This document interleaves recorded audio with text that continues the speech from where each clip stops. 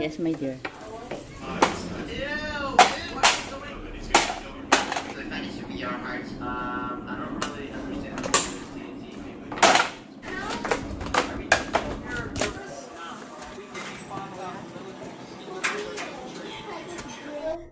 So clean.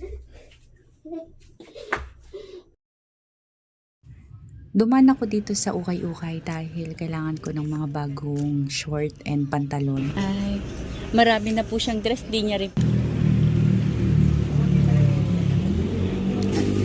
Nakabili ako ng 7 na short ni Ella, tapos 4 na short, tapos 2 pantalon naman sa akin. First time ko sa loob ng ilang months na mag-iwan ng hugasan because kaganina maga kaming nagising kaya kailangan kong magmadali. Wala na akong time tapos nabuhos pa yung paminta sa lapag.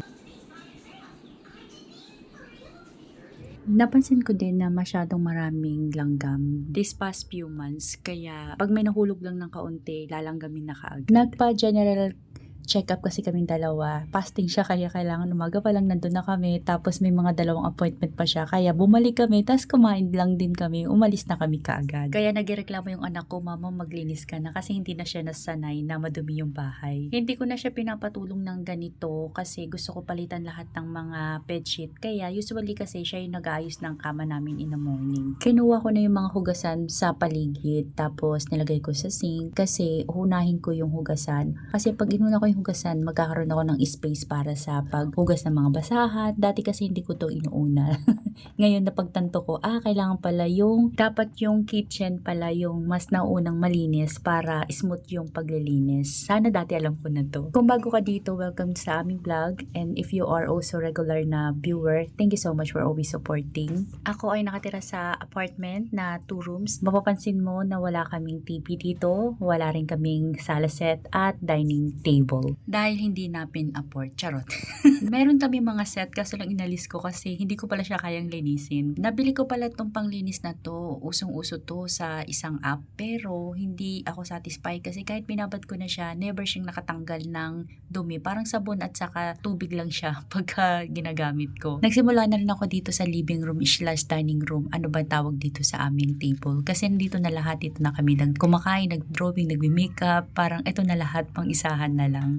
Mula nung umalis si Papa Ace, yung boyfriend ko from California, nag 2 months kasi siya dito. Tapos nung umalis siya, ang nangyari is, ginanito ko na yung setup namin. And yung comparison mula nung ginanito ko yung setup namin, comparison, night and day siya. I'm gonna tell you 3 things. First is lesson yung lilinisan ko kasi yung sala set namin dati, kada weeks or months, kailangan kong brasin yun. Tapos yung kailangan ko din balitan yung cover niya, yung mga throw pillow, tapos kailangan lagi kong inaayos yung throw pillow pag napauupuan. Pagka hindi kasi nakaayos yung throw pillow sa sala set, ang gulo niya tingnan, kaya it's eliminate yun. Pangalawa, ang dami kong space, lalo na sa meal prepping ko. Pangatlo, less stress kasi yung maintain ko lang is itong table na to at wala nang iba, puro floor na lang. Magka-alas 4 na kasi alas 2 kami nakabalik. So 2 hours na ako naglilinis. Doon sa harapan ng pinanggalingan namin sa hospital, meron nagtitinda nito. Kumuha na rin ako kasi sabi sa doktor, pag nabunutan ka ng ipin, bawal ka kumain ng malalangsa. Oo, meron 2 chicken dyan kasi para kay Ella yun. Meron pa kami pang 2 days na meal prep pero kasi isda yun kaya hindi ko pwedeng kainin. So ending, kailangan kong maglinis na ngayon kasi maghapon na naman ako magluluto kinabukasan. Malapit na rin ako matapos kaso lang meron akong target. Gusto kong itapon or ipamigay yung mga tent na ginamit namin last time na nandito si Papa Ace. Baka kasi lumipat kami ng bahay or I don't know, kaya alam ko na hindi na namin siya gagamitin. Alam nyo guys, pagka may mga ganyan akong sentimental value na mga gamit, ilang buwan ko yung pag-iisipan bago ko talagang mapagod ako na i-let go. Dahil bumili kami ng kasarap ng ukay-ukay. Ang sarap, nakaka-happy kaya mag-ukay-ukay. Dahil nag-ukay-ukay tayo, nag-iisip na ako kung ano yung mga ile-let go na hindi talaga sinusuot ni Ella. Lalo na itong mga short na to, masyado kasing may iksi, kaya pinagalitan ko na siya. Tapos itong mga duster naman na to, hindi niya rin sinusuot, kaya pinaalam ko na sa kanya. Just leave me one. Keep this second one. Kasi ang rules namin dito, pagka may binili kami, kailangan may tatapon din kami para hindi kami bumalik sa dati. Kasi 80% na halos ng mga damit at gamit namin ay nabawasan siya. Kaya maingat kami sa mga pagbili namin. Kailangan talaga may nilelet go. Nung nagpaalam ako sa kanya, kasi may sentimental yung first na namin, camping namin. Pero nagulat ako kasi umuuna din siya na i-let go yung mga pang-camping. Halos 15,000 pesos din yung halaga nun.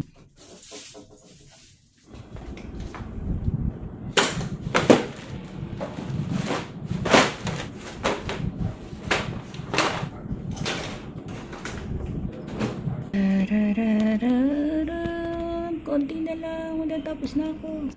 Kulang-kulang 5,000 po man din. Natusin na, mamalit or something. Ayan. And then, try to do your hair. Head.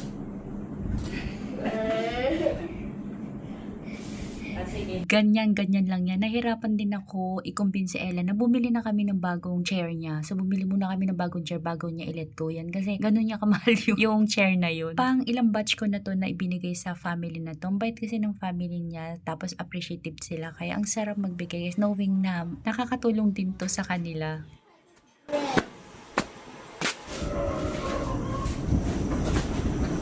Medyo nagmamadali na ako kasi 1 hour na lang magising na si Papa Ace. May gagawin ko is maglilinis pa ako ng kwarto and then maliligo at kakain pa kami. Usually yung mga deep cleaning na ganito is umaga pa lang maglilinis na ako tapos madaling araw na ako matatapos. Ina-underestimate ko kasi yung paglilinis. Etong walis tingting na to, magic to. Ang ganda niya gamitin lalo na pag nagpapagpag ako ng foam, ng bedsheet, mas mabilis siya. Imbes na meron kami 2 kwarto, pinag-isa ko na lang yung kwarto namin. Tapos lahat ng gamit namin is nasa kabilang kwarto. Kaya ang bilis-bilis niyang linisin. Hopefully, pagka meron kaming bahay na ni Papa Ace is ganito din yung gagawin namin. Magkakaroon kami ng walking closet. Or kung magpapagawa kami ng bahay, maganda talaga may walking closet. Uy, mayaman dyan. Sana lahat ng nanay merong ganitong washing machine. Especially yung may maraming anak. Kasi biro mo naman paglabas niya, nakaplansya na. Charot.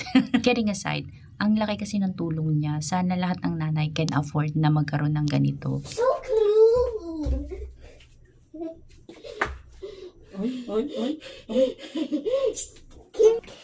Carry me. So, that's your Anna. Where's your clothes? What's everything?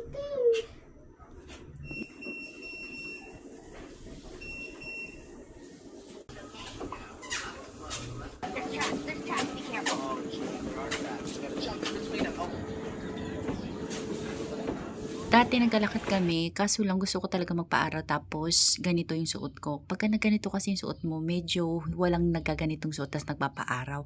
Medyo balot din sila kasi nag-jogging talaga sila. Para sa akin kasi parang no sense kasi siya pagka nagpa-araw ka tapos balot ka, diba? And I get it kasi some of the people na nag-walking na nakabalot, anti-bastos din kasi siya. Gusto lang nila mag-jogging and everything. Kaya kami din, naglalakad na kami dyan sa labas kasi anti-bastos din siya. Hindi na namin kailangan maglakad-lakad. Kaya nag-decide kami dyan na lang sa harapan maglagay na lang kami ng walking pad. Yung walking pad na pala na yun is 4,000 pesos lang. Almost 5,000. Hindi ko natapos yung pag-declutter dito sa mga cabinet saka yung mga abubot na to. Kaya ginalater ko na lahat to para mapag-decision ko ano ba yung mga dapat itapon dito. By the way guys, itong ganitong klaseng lalagyanan, it's a must. Thank me later kung may mga abubot ka na kung saan-saan lang para separated na siya. Tapos alam mo kung saan siya kukuhanin at saan siya ibabalik. May mga sizes ito. Ito para sa gamot. Meron din yung mas malaki dito. Mga tools naman yun. Yun din yung bibilhin ko. Pagka lumipat na ako ng bahay, ganun yung mga system ko. Para isahan na lang. Mula kasi nang nilagay ko tong system na to, pati tong almost 100 pesos na paikot-ikot na yan, yung Lazy Susan. Ang mura lang yan, hindi na nagkalat yung aking cabinet kasi always yung system niya is talagang nagpa-function siya. Sana dati ko pa tong alam kasi pati yung mga likod talaga makukuha mo, mapipili mo talaga yung kailangan mo. Powder, I can now make 69 pounds waffles, maybe 100 pounds. I want 55 worst case. Buy us. Yeah, you're gonna need to use this soup. Marami akong mga gamit dito na tinatapon ko kasi mahal sila pero hindi talaga sila nagagamit. Lalo na yung mga amoy, yung flat tire na yan, dalawa na yung flat tire ko, tapos yung mga vitamins, mahal sila. Kinikip ko lang pero pag ininom ko, hindi magandang effect sa akin, nagiging lazy ako.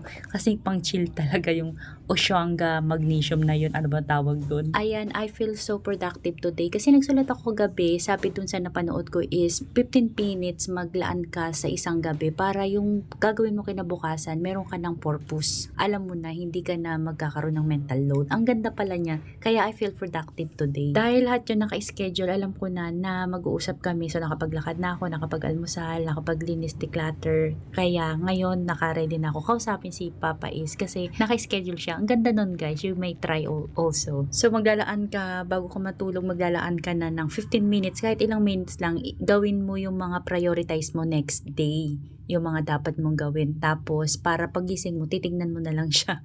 Tapos ayun, magiging productive ka na kasi ang ganda pag may goal pala sa isang araw. Ang gandang practice niya. Meron kasi akong everyday na routine na lilinisin sa part ng bahay, kusina, mopping or cleaning outside, mga naka-schedule siya. Pero pagka yung mga gagawin mo na, kunyari may mga errands ka or something, maganda na ililista mo na ng gabi para kinabukasan sama-sama na siya. Pagka hindi mo man, kunyari hindi ko na yung lahat ng nakalista doon, okay lang kasi you feel proud and productive kasi hindi ka na nalilito at saka scroll sa phone kasi ganun ako. Kasi nakakatap ako or na-overwhelm kung ano yung uunahin ko. So, na-eliminate yun lahat. So, talagang magandang practice siya. Ready na yung bahay para sa meal prepping kasi isang araw na naman ako magme-meal prep para sa isang linggo naming pagkain. Kaya, eto, tapos na ako, tapos maglalakad na kami ng anak ko. Ang sarap din mag-booking, tapos nag-uusap kayo. Ang ganda niya. Dati kasi pagkain lang yung banding namin. Ngayon may walking na. Thank you for joining me today. Magkita-kita ulit tayo sa next na upload. Bye!